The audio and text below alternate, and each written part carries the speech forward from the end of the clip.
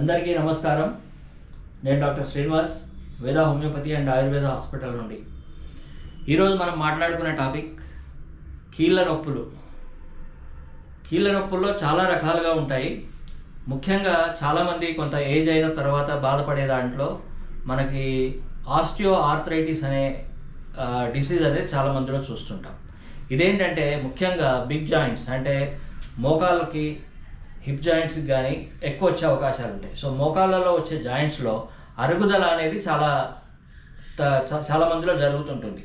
ఇది మనకు రెండు జాయింట్స్లో ఉండే అంటే ఈ మోకాళ్ళ దగ్గర ఉండే జాయింట్లో ఈ కార్టిలేజ్ అనేది ఉంటుంది. అది అరిగిపోవడం వల్ల లోపల ఉండే సైనోవియల్ ఫ్లూయిడ్ అనే జిగురు పదార్థం తగ్గిపోవడం వల్ల మనకి ఈ ఆస్టియో ఆర్థరైటిస్ అనే డిసీజ్ డెవలప్ అవుతుంది. దాంట్లో ఆస్టియోపైట్స్ డెవలప్ అవ్వడం. సో చాలామందిలో ముఖ్యంగా నడుస్తున్నప్పుడు మోకాళ్ళలో సౌండ్ లాంటిది రావడము, అంటే క్రిపిటస్ అంటాం దాన్ని, కరకరం అనే శబ్దం రావడము, మెట్లు దిగుతున్నప్పుడు కానీ మెట్లు ఎక్కుతున్నప్పుడు కానీ చాలా ఇబ్బందిగా ఉండడము, మోకాల్లో వాపు లాంటిది రావడము మనం చాలామందిలో చూస్తుంటాం. దీనికి చాలామంది ఈ అనాల్జెసిక్స్, పెయిన్ కిల్లర్స్ అనేవి వాడుకుంటూ అది వేసుకున్నప్పుడే కొంత రిలీఫ్ రావడం, మళ్ళీ దాని పవర్ అయిపోగానే మళ్ళీ నొప్పి రావడం అనేది చాలామంది సఫర్ అవుతుంటారు. అట్లా సంవత్సరాల తరబడి సఫర్ అవుతుంటారు. మరీ 4th గ్రేడ్ అరుగుదల జరిగినప్పుడు నీ రీప్లేస్మెంట్ కూడా చాలామంది వెళ్తుంటారు. సో ఇది కొంత obesity, age and calcium deficiency, ఈ 3 కారణాల వల్ల ఈ జాయింట్లో పెయిన్ అనేది ఎఫెక్ట్ అవుతుంది. ఆస్టియో ఆర్థరైటిస్ అనేది డెవలప్ అవుతుంది.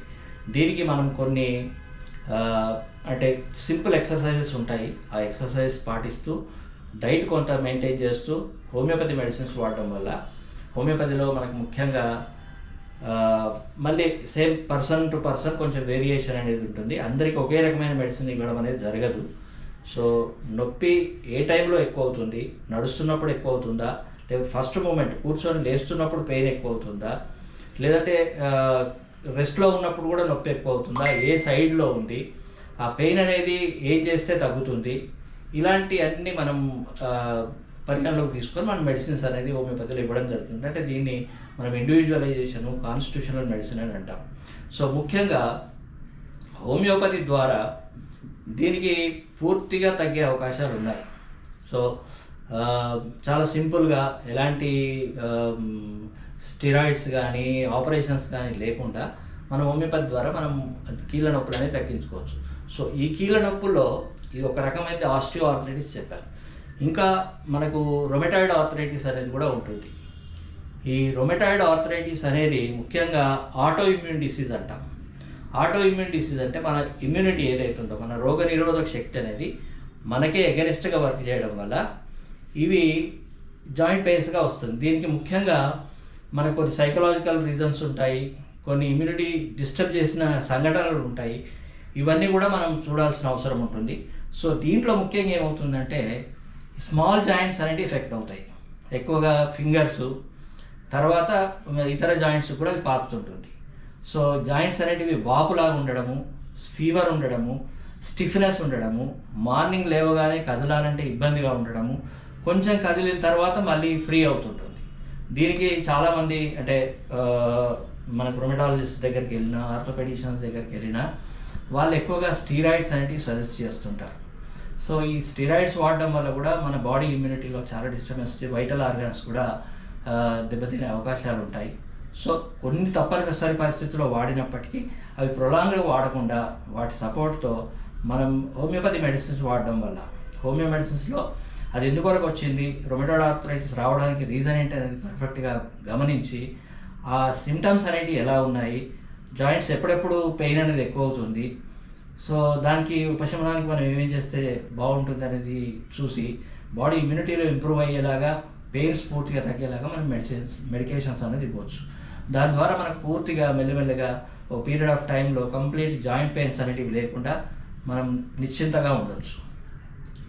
సో ఇదే కాకుండా మనకు మూడో రకం ఇంకో చాలామంది young people and middle age people suffer అయ్యే ప్రాబ్లం ఏంటంటే గౌటీ ఆర్థరైటిస్ అంటాం. గౌటీ ఆర్థరైటిస్ అనేది ముఖ్యంగా మన బాడీలో ప్రోటీన్ మెటబాలిజంలో డిస్టర్బెన్స్ జరగడం వల్ల యూరిక్ యాసిడ్ అనే పదార్థం బాడీలో జమ అవుతుంది. ఈ యూరిక్ యాసిడ్ క్రిస్టల్స్గా మారి మన బొటనవేలులో కానివ్వండి, యాంకిల్ రీజన్లో కానీ అది పేరుకుపోవడం వల్ల చాలా సివియర్ పెయిన్ అనేది వస్తుంటుంది.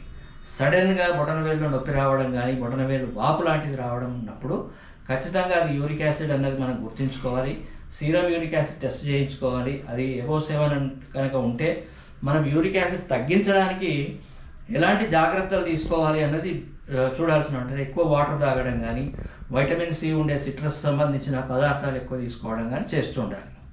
సో ఎక్కువ ప్రోటీన్ ఫుడ్, ముఖ్యంగా ఈ నాన్ వెజిటేరియన్ ఫుడ్ కానీ ఆల్కహాల్ కానీ ఇవన్నీ కంప్లీట్ మానేయాల్సిన అవసరం ఉంటుంది. ఇది ఎక్కువగా మిడిల్ ఏజ్ పీపుల్లో మనం తరచుగా చూస్తుంటాము. ఎక్కువగా ఆల్కహాల్ అండ్ పార్టీస్ వెళ్ళే వాళ్ళు మనం ఎక్కువ గమనిస్తూ ఉంటాం.